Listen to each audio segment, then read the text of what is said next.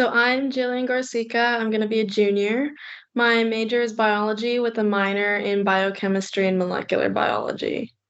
Nice. So what are you doing this summer for your internship? This summer, I'm working as a research intern, a clinical research intern at Nationwide Children's Hospital in Columbus, Ohio, where I've been matched with a principal investigator and I'll be the primary author of my own abstract. That sounds very technical. Too technical for me. What does your day-to-day look like there by working on this abstract and stuff? So right now we do a lot of different things. So every Tuesday, Wednesday, Thursday, we go on rounds in the NICU on main campus at the hospital. So we start at 8:30 and you get paired up with one attending for Tuesday, Wednesday, Thursday. You switch every week. And so we'll go on rounds, we'll see the patients, the attendings will kind of do whatever they do with the nurse practitioners. They tell you like the stats on the baby, how they did overnight, what changes, what medications they are on, if they had any episodes, things like that. And then once we're like in between patients, we have the opportunity to ask any questions about what should they just said. So if they said something of like this baby has an excess of bilirubin. So what's I can ask like what's bilirubin and they'll tell you like that's the chemical um that causes jaundice in babies and that's why they have like this huge blue light over them for phototherapy to kind of reduce that level of bilirubin in their blood, which is causing their liver to produce too much. So asking questions like that on things that I wouldn't really understand without having the previous knowledge is something that I've had a lot of interest in doing. After that, we'll come back maybe around 10:30, 11, and I'll work on data entry into the red cap system that the hospital uses, which is basically like a huge survey system. So I'll go through patient charts and surveys that they answered on paper, I'll input into the database online, and then I can go through and score it. So the project that I'm working on is um, NICU after discharge from the NICU, when a baby has been treated for NAS, which is neonatal abstinence syndrome, when they're born with an addiction to drugs, when they're treated with pharmacologic therapies, so either morphine or other opiates to kind of wean them off of what they've been born addicted to.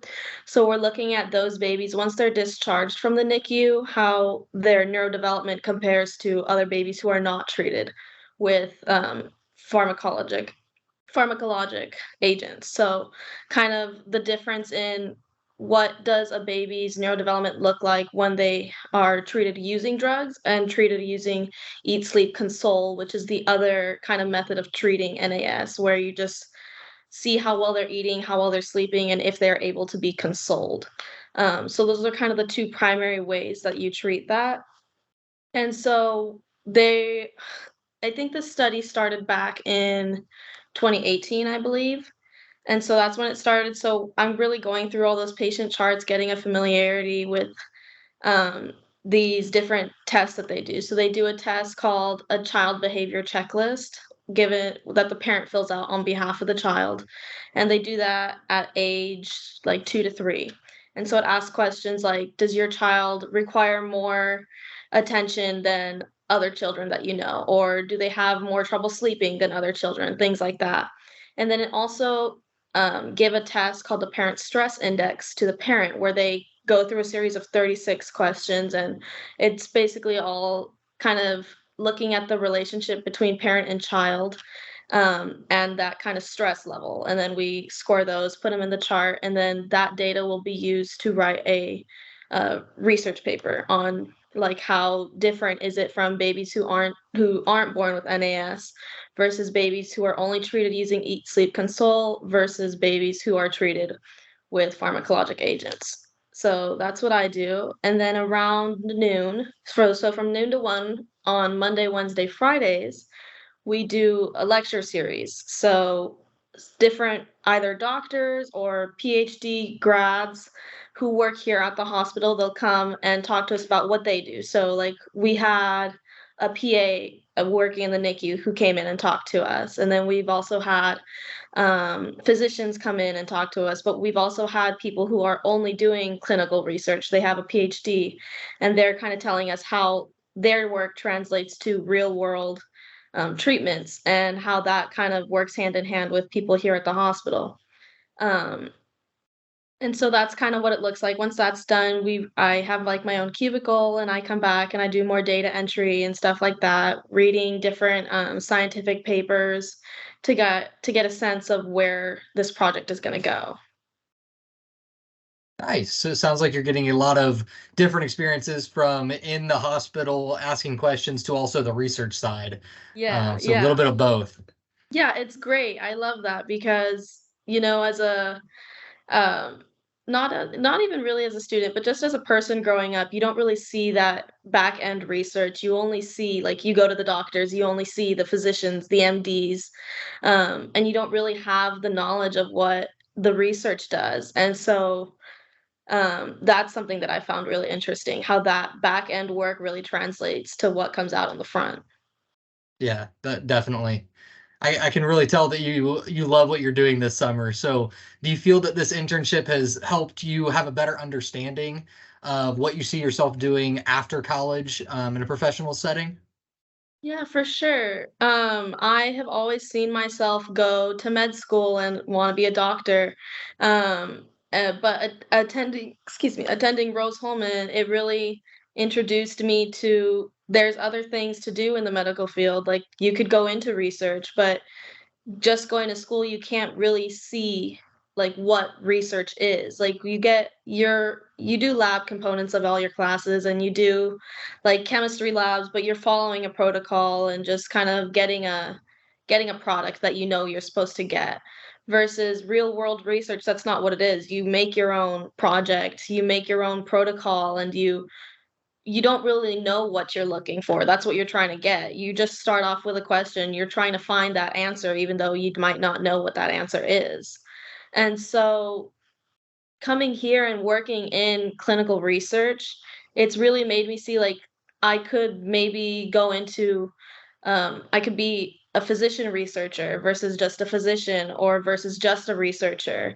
I could do both. I could have like the best of both worlds where I could be a physician and treat patients, but at the same time, I could also run my own research project, focusing on a demographic that really needs to be looked at versus just, treating patients. Mhm. Yeah, for sure, for sure. So, changing gears a little bit towards other Rose students or incoming recruits, what advice would you give to someone who's looking for an internship, either in the medical field or at the children's hospital or things like that? So I think the first thing that I would say is don't get down on yourself. I sent my resume out to God knows however many programs. I filled out so many applications, probably over 50 applications, and they all came back no's except for this one. And this was the absolute last one that I got. I think I got this offer letter in probably late March, early April.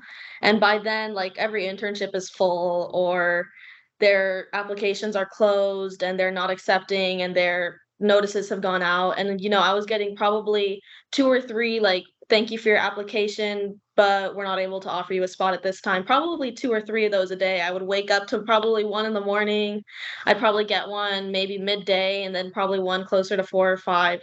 And I was getting that every day. And it was hard. Like, I felt like I'd been doing so much work. I'd been working so hard at school, doing so much out of school that I felt like I was such a great candidate. I met all these expectations that they had.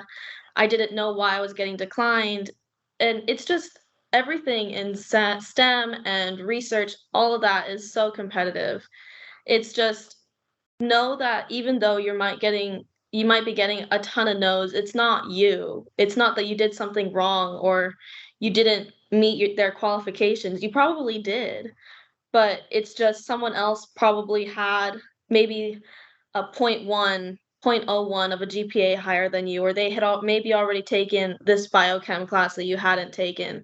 It's just little things like that, but if you're really meant to be at a place, they'll say yes to you. And being here, I really loved, like, the work ethic that they have here. They're very your work is work and your home is home. It's very separate. They don't want you to take your papers or your files out of the office. They want you to know that at 3 or 4 o'clock, your day's over, you're gonna go home and you're gonna get, like, the rest that you deserve. You're not gonna go home and continue working, which I think was a big adjustment from what Rose is. Because at Rose, you're working, working, working all day in classes, right? But then you go back to your dorm and you're also working, working, working, getting all your homework done, reviewing lectures, reviewing notes. And it's just something that it really shows that Rose is hard. Rose is not a real world scenario, no matter how much you're like, I have to get an A, I have to get a 4.0. It's very hard. Yes, you can do it, but it's very, very hard.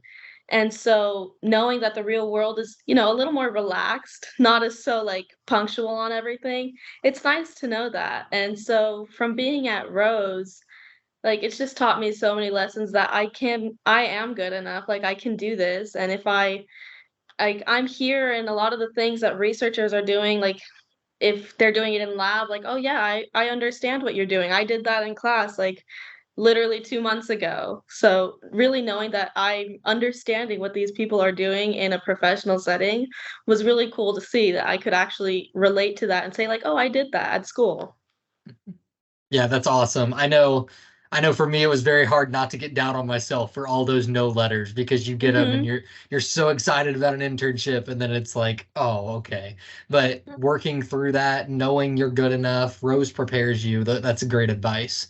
Um, so last question here. How do you think your experience at Rose Holman as a student athlete, both on the swim team and as a cheerleader, has helped you thrive during your internship this summer?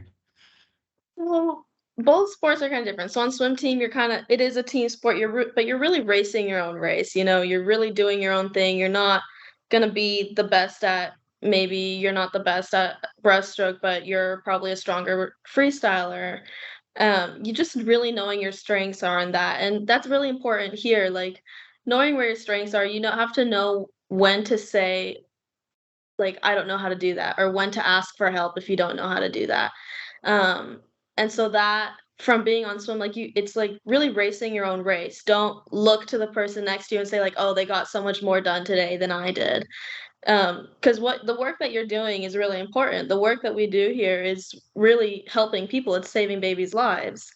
And so it's really important to just focus on your own work. Don't look to the people next to you and at your desks and say like, oh, they like, their whole stack of files is gone while I've still got, like, 10 here. Like, that's not how it works. You're gonna get what you get done as long as you're really doing it. You're not just putting, like, a 50% effort into it, you gotta put 100% into it, and if you do that, like, your work's gonna be fine. And with cheerleading, that is a huge team sport, total opposite of swim, where if you do something wrong, someone's gonna fall and get hurt, right? But so here it's like really knowing, like, again, if you have to put 100% into it, just like cheer, you have to put 100% into staying straight, not being flimsy, right? So here you have to put 100% into work, because if you're entering data into these systems and like your data's wrong, yeah, one or two wrong like entries isn't going to make a huge difference. But if you're like doing that while like doing something else and you're taking too much on, trying to do like 5 things at the same time, yeah, the data is gonna be kinda skewed. And so that is when you're getting false reports and your data isn't gonna be truly representative of that population. So you kinda have to use both those strengths. Know that you're doing your work and do it well. Yeah, that is great. Being able to use those different aspects of teamwork, both by pushing yourself and as working with a team. Mhm. So yeah, awesome, Jillian. Thank you so much for your time with this. Best of luck going into this next year and the rest of your summer. Thank you.